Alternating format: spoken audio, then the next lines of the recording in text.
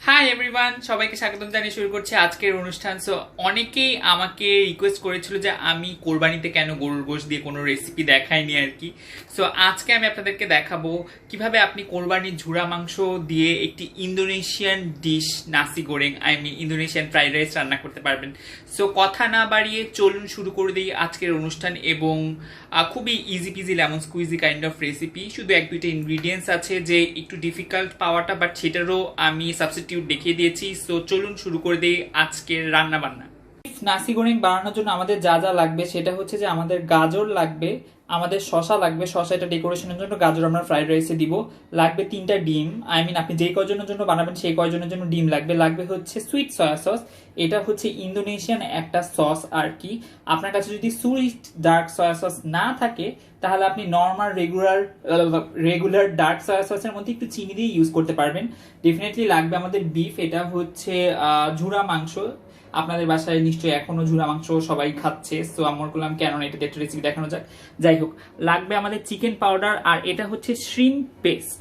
আপনাদের কাছে যদি শ্রিম্প পেস্ট না থাকে, আপনারা যদি বাজার থেকে কিনতে না পারেন, এটা যে কোনো ডিপার্টমেন্টাল স্টোরে অথবা অনলাইনেও আজকাল পাওয়া যায়। শ্রিম্প পেস্ট যদি আপনার কাছে না থাকে তাহলে আপনি চিংড়ি মাছের বাটা ইউজ করতে পারবেন। লাগবে হচ্ছে আগের দিনে রান্না করা নর্মাল চালের ভাত, আপনারা এখানে পোলাওয়ের চালের ভাতও ইউজ করতে পারেন, বাট ডেফিনেটলি আপনাকে আগের দিনের রান্না করা ভাত ইউজ করলে বেশি ভালো হয়, তাহলে ঝরঝরা ফ্রাইড রাইস হবে আর কি। আর একটা জিনিস লাগবে, সেটা হচ্ছে যে একটা মশলা বানাতে হবে আপনাদেরকে। এই মশলাটা কিভাবে বানাতে হয় আমি আপনাদেরকে বলে দিচ্ছি। সেটা হচ্ছে যে আপনি নিবেন 3 কোয়া রসুন, পুরা আস্ত একটা ছোট টমেটো, আর 2টা ছোট পেঁয়াজ এবং 3-4টা শুকনা মরিচ একসাথে নিয়ে ব্লেন্ডারে জাস্ট একবার ঘুরাবেন। পুরাটা মিহি ব্লেন্ড করবেন না, জাস্ট হালকা ঘুরাবেন যাতে একটু চান্স থাকে, যাতে একটু লাগে। সো আজকালকার দিনে টমেটোর কালারের খুবই বাজে অবস্থা, সেজন্য আমি একটু শুকনা মরিচের গুঁড়াও দিয়েছি, আস্ত শুকনা মরিচের সাথে সাথে। সো আপনারা চাইলে শুকনা মরিচের গুঁড়াটা অ্যাভয়েড করতে পারেন, আর চাইলে একটু সস দিতে পারেন আপনাদের যদি মন চায় কালারের জন্য।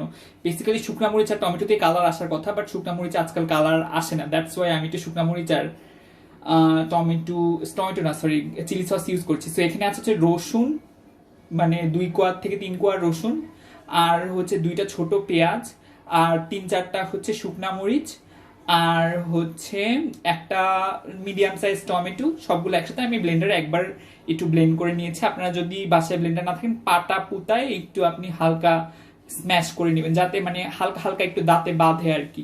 এরকম কাইন্ড অফ ফুল একদম পেস্ট হয়ে যাবে না জিনিসটা। সো খুবই সহজ ইনগ্রিডিয়েন্টস, শুধু ডিফিকাল্ট ইনগ্রিডিয়েন্টস একটাই, সেটা হচ্ছে যে এবিসির এই সসটা আপনাদের কাছে যদি না থাকে, বাট এটা থাকলে অনেক ভালো হয়। এটা দিয়ে বেসিক্যালি ইন্দোনেশিয়া আমি যখন খেয়েছি ওরা সবসময় এই সসটাই ইউজ করে। যদি আপনার কাছে না থাকে তখন আপনি যেটা করবেন সেটা হচ্ছে যে ডার্ক সয়া সস, যে কোনো ডার্ক সয়া সসের সাথে একটু চিনি মিলাই নেবেন, আর একটু কর্নফ্লাওয়ার মিলাই একটু ঠিক করে নেবেন। সো চলুন আমরা রান্নায় চলে যাই। সো দর্শকবৃন্দ, দেখতেই পাচ্ছেন যে আমি সেই বড় আমার কড়াইটা নিয়ে চলে আসছি। এটার জন্য যত বড় কড়াই হবে তত ভালো হবে। আর একটা যেটা বলতে চাচ্ছিলাম, আপনি এখানে চাইলে বিফের জায়গায় আপনি চিকেনও ইউজ করতে পারবেন। আগের দিনের চুলা জ্বলছে না, আগের দিনের ইউজ করা যে কোনো লেফট ওভার চিকেন আপনি চাইলে ইউজ করতে পারবেন। আরেকটা যেটা আমি বলবো আপনাদেরকে, রান্নাটা খুব চটজলদি ঝটপট একটা রান্না। সো ইজিলি আপনি বাসায় কিছু খেতে ইচ্ছা করছে, বাট কি বলবো, চট জলদি রান্না করতে চান, সো সেই ক্ষেত্রে এই ফ্রাইড রাইসটা অনেক ভালো কাজ করবে। সো আমাদের যে এই বড় কড়াইটা আছে, এটা যথেষ্ট গরম হতে হবে। আর এটা যেটা আমি বলতে ভুলে গিয়েছিলাম, আপনাদের তেল লাগবে, আপনারা যে কোনো তেল ইউজ করতে পারেন। এটা হচ্ছে সয়াবিন তেল। আগের দিনে আমি কি জানি একটা ভাজছিলাম, দ্যাটস ওয়াই তেলের কালারটা একটু এরকম আর কি। এটা সয়াবিন তেলই। সো আপনাদের পরিমাণ মতো তেল লাগবে। 3 জনের জন্য আমার মনে হয় 4 টেবিল চামচ তেল দিলেই হবে। সো ফার্স্টে আমরা হচ্ছে তেল দিয়ে নিচ্ছি। আর সরি ফর আমার ব্যাকগ্রাউন্ড নয়েজ, আমাদের বাসার পাশে অনেক হিন্দু থাকে, সো ওদের পূজা হচ্ছে মনে হয়, সো সেজন্যই অনেক বেশি। সো আমি আন্দাজ মতো 4 টেবিল চামচ 5 টেবিল চামচের মতো তেল দিয়ে দিলাম। আমরা 3 থেকে 4 জনের জন্য বানাবো, তো সেই জন্যই হচ্ছে 4 টেবিল চামচ তেল লাগবে। তো তেলটা একটু গরম হতে হবে, আর একটু ঘুরাই নেবেন কড়াইটা। আপনি চেষ্টা করবেন একটা বড় কড়াই নেওয়ার জন্য, কারণ ছোট কড়াই নিলে স্টার ফ্রাই জিনিসটা হয় না আর কি। সো ফার্স্টে আমরা যেটা করব, এই তেলের মধ্যে এই যে মশলাটা আছে যেটা আমরা ব্লেন্ডারে ব্লেন্ড করেছিলাম সেটা ফার্স্টে ছেড়ে দিব। চুলাটা একটু কমায় দিই, বেশি জোরে হয়ে গিয়েছে। তো এই মশলাটাকে যথাসম্ভব আপনাকে ভেজে নিতে হবে। ভেজে মানে হচ্ছে একদম যে মশলার কাঁচা গন্ধ আছে সেটাকে পুরোপুরি দূর করে ফেলতে হবে। তো প্রথমে আমরা মশলাটা ভেজে নিচ্ছি।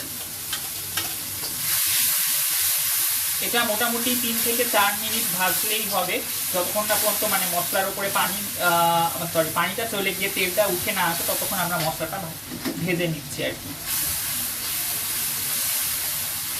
তো যখন আপনি মশলাটা ফার্স্টে যখন দিবেন তখন চুলার আঁচটা বেশি থাকবে, বাট যখন মশলাটা কষাবেন তখন চুলার আঁচটা কমিয়ে।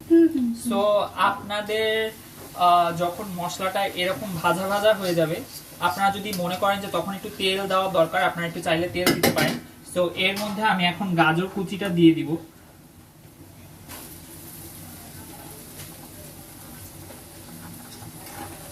পুরা মানে যতগুলা গাজর কুচি ছিল ততগুলা সবগুলা দিয়ে দিচ্ছি আমি।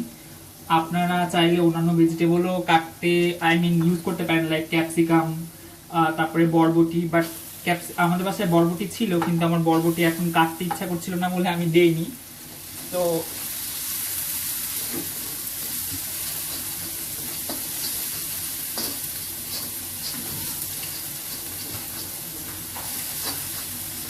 গাজরটা আমি দিয়ে দিচ্ছি। গাজরটা মানে কি বলবো এটাকে, এটা গলতে যতক্ষণ টাইম লাগে আর কি।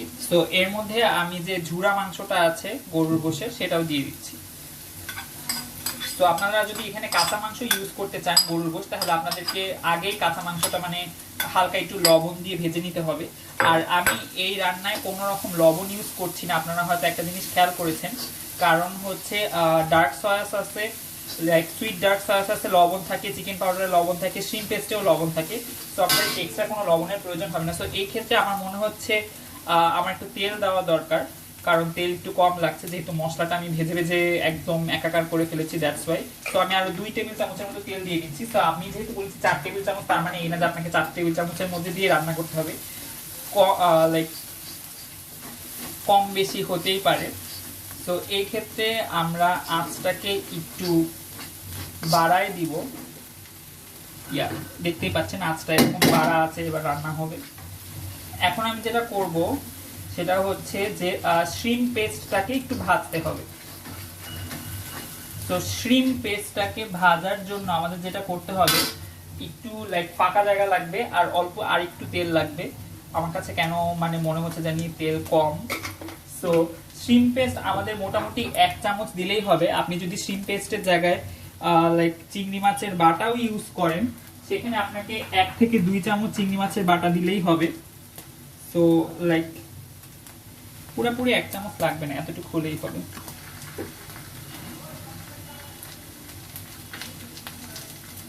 তো শ্রিম্প পেস্টটা দিয়ে আমাদেরকে শ্রিম্প পেস্টটা ভেজে ফেলতে হবে এরকম করে। তো এখন হচ্ছে আমরা এটার মধ্যে রাইস দিয়ে দিব। রাইসটা দেওয়ার আগে আমরা চুলাটা কমাই দিব, রাইস দিয়ে দেন হচ্ছে আমরা বেশি আঁচে ভাজবো। তো আমি মোটামুটি 4 কাপ 4.5 কাপের মতো ভাত দিয়ে দিচ্ছি এখানে।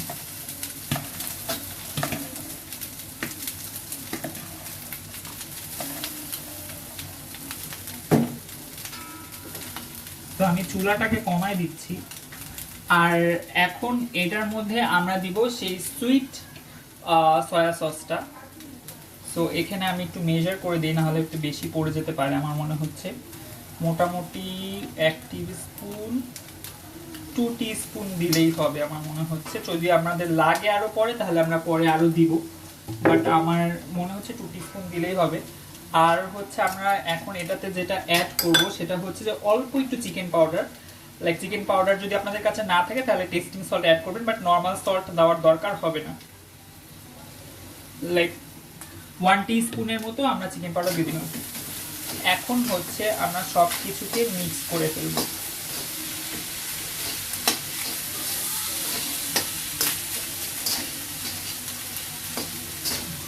দেখতেই পাচ্ছেন খুবই সুন্দর একটা কালার আসছে। আর আগের দিনের ভাত আমি বারবার ইউজ করতে বলি ফ্রাইড রাইসে, কারণ সুন্দর একটা ঝরঝরা আসে। রিসেন্ট ভাত মানে রান্না করে আবার সেটা ইউজ করলে না ভাতে আই মিন রাইসটা সেরকম ঝরঝরা হয় না। সো আমার কাছে মনে হয়েছে যে আর একটু লাইক সুইট সয়া সস দিলে মনে হয় ভালো হবে। দ্যাটস ওয়াই আমি আর 1 টিস্পুনের মতো সুইট সয়া সস দিচ্ছি। আপনারা একটু কমাতে বাড়াতে পারেন আর কি। আমার মনে হচ্ছে কালারটা আর একটু সুন্দর আসবে এই মানে আর একটু দিলে আর কি সুইট সয়া সসটা। তো আমি আর 1 চা চামচের মতো দিয়ে দিলাম যাতে আরো লাইক ডিপ ডার্ক আসে কালারটা। মেইন ফ্লেভারটা আসলে এই সুইট সয়া সস থেকেই আসে। যদি আপনারা এই সয়া সসটা কিনতে পারেন অনেক ভালো হয়। অনলাইনে আজকাল অনেক বাজারের দোকানরা অনলাইন ডেলিভারি দিচ্ছে, লাইক কাঁচা বাজারের অনেক দোকান। তো আমি খুঁজে খুঁজে বের করছি যে কোথা থেকে পাওয়া যায় আর কি এরকম আপার ক্লাসি ইনগ্রিডিয়েন্টস। তো আপনারা দেখতেই পাচ্ছেন যে খুবই সুন্দর একটা ডার্ক কালার আসছে। আমরা এটাই চাচ্ছিলাম বেসিক্যালি। আর যতটা সম্ভব এটা মানে যেহেতু আমি উচ্চ আঁচে রাঁধছি, দ্যাটস ওয়াই এটা হচ্ছে তলায় লেগে যাবে বারবার, বাট সেজন্য আপনাকে বারবার এটাকে নাড়াচাড়া করতে হবে। সো আমি যেটা বলছিলাম যে ডিমটা ভাজার একটা উপায় আছে, সেটা হচ্ছে আপনারা একদম মানে ধিমা আছে একটা ফ্রাই প্যান নেবেন, নন স্টিক হলে বেশি ভালো হয়। সেখানে লাইক তেল দিবেন অল্প একটু। তেল দেওয়ার পরে মানে যাতে ধিমা আঁচ থাকে, বেশি যাতে আঁচ না থাকে এই ব্যাপারে খেয়াল রাখবেন। তো আমি হচ্ছে এখানে 3টা ডিম একসাথেই ভেজে ফেলবো। একটা ভাজা একটা ঝামেলা আমার কাছে লাগে, আপনি চাইলে একটা ভাজতে পারেন। সেটা হচ্ছে যে আমি যেটা করব, ফার্স্টে একটু যখন সিজল আসবে ডিমটা এরকম পোচ করার মতো ছেড়ে দিব।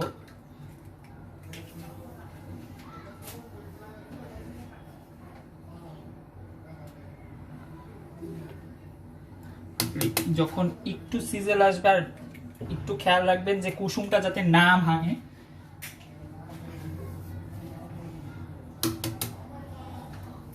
ওরা একদম ডিপ ফ্রাইড এগ বানায় আর কি, বাট সেটা থেকে আমার কাছে মনে হয় এটা খেতে আমার কাছে বেশি ভালো লাগে বলে আমি এরকম টাইপের বানাচ্ছি।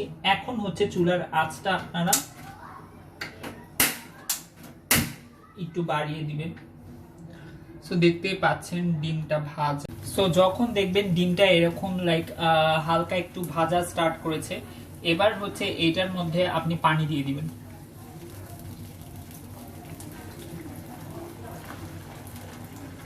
মোটামুটি একটা ডিমের জন্য 1 চা চামচ করে পানি দিলেই হবে। এবার এটার মধ্যে পর্যাপ্ত পরিমাণে লবণ দিবেন।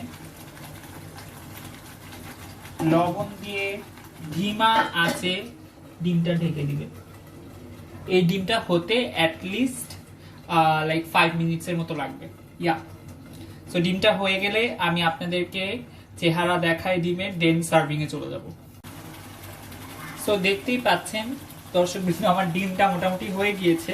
সো এখান থেকে আমি কেটে কেটে ডিমটা পার সার্ভিং হিসেবেই দেখাবো।